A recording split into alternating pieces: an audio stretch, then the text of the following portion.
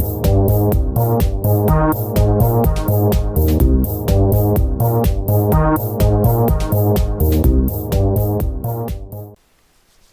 Internet, I am the White Ace representing gaming diversity, and I am here to bring you some more very interesting videos for you. I'm going to be going very in-depth in Redstone tutorials. This is another segment for the Complete Idiot's Guide to Redstone. I'm going to be talking today about logic gates, and as you can see there's a lot of them, and a lot of things that they do. They each have their own different uses for different things, obviously. These are all real-life electronics brought and recreated into this game, which is why I love this game. This is one of the reasons I play this game, is because of the integration of circuits, is why I play this game. But enough about me. Let's go on with the logic gates. So, we're going to start you off with the three simplest gates in my mind. These are the three simplest gates and the most common gates you must know, because they're all quite useful. The first one I'm going to show you the most useful. The first one I'm going to show you is something that every single Redstone engineer needs to know to get anywhere, and that is a NOT gate. That's what this is, a NOT gate. Simply is a block and a torch. What is so special about a block and a torch, you may ask? Well, watch the magic happen. This is called a NOT gate because it's basically the output, or the other side of it, is the opposite of what's coming in. See, there's nothing coming in, so there's power coming out. And if I power this side, there's no power coming out. A very simple mechanic, but so useful. Last time in my last video, I was talking about, when I talked about torches, when you power it to a block, right, you have to power the block to, power the torch and or shut it off, right? You can't just directly power the torch. It would do nothing. See, it's auto-powered. You actually have to power a block. So someone just took the same mechanic and created the NOT gate.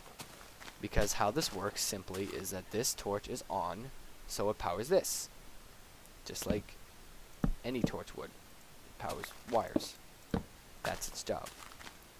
So it powers the wire, and because it's on a block, if we power the block, it turns off. Thus creating the whole negative effect, where coming in is the opposite going out. Coming in is the opposite going out. Simple mechanic, so useful. When I get into later videos, I will show you how damn useful this thing is. You need to know this thing. Study it. Learn it. Own it. The next thing I want to show you is called an OR gate. Now you may be thinking in your head, some of you, why not just do that? That's exactly what it looks like. You're just connecting the same wire to two switches. Why not just have one? Let me show you why. It's called an OR gate because one input or the other must be on for there to be output. So none of them are on nothing. One of them is on something, excuse me. And then the other one doesn't do anything because once the wire is powered, you can't repower it. It's kind of the mechanic behind this. Now, when I first saw this, I thought, what the hell? Why is this thing important? Well, let's say, what if you want to have two switches to the same door? So you want to have like a light, a block, and instead of just one switch, you want to have two. One of them is like way over there, and the other one is way over there. So no matter where you are, you can activate it. Turn that one off, and this one. It comes in handy. There are some situations that it comes in handy. Now this one, right behind me, is called a NOR gate. Why is it called a NOR gate? Because, you see, it's taking in like what it's getting, which is nothing, and outputting the opposite. So one or the other has to be on for it to output nothing. Thus the N, like the NOR, means like negative OR. So one or the other must be on for there not to be output. Once again, thus the mechanics of a NOT gate. This is basically a NOT gate with the OR gate function attached to it.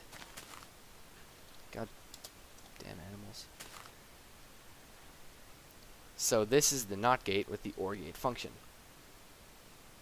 See, the NOT gate is so useful. Those are 3 of the most common gates out there. They're all quite useful, and that's literally how they work. I've explained. There's no further explanation for these things. Let me show you some. I have some things built that involve some of these things. Like this.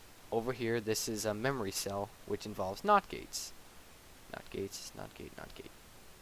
Then there's those clocks over there with NOT gates. And there's those things over there, and over there, and over there.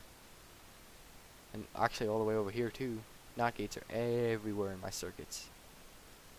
OR gates, I don't use them very often. I normally don't have much use for them. That's just me though. There are plenty of circuits they could be used in. I normally don't need them. Same with these, don't really need them.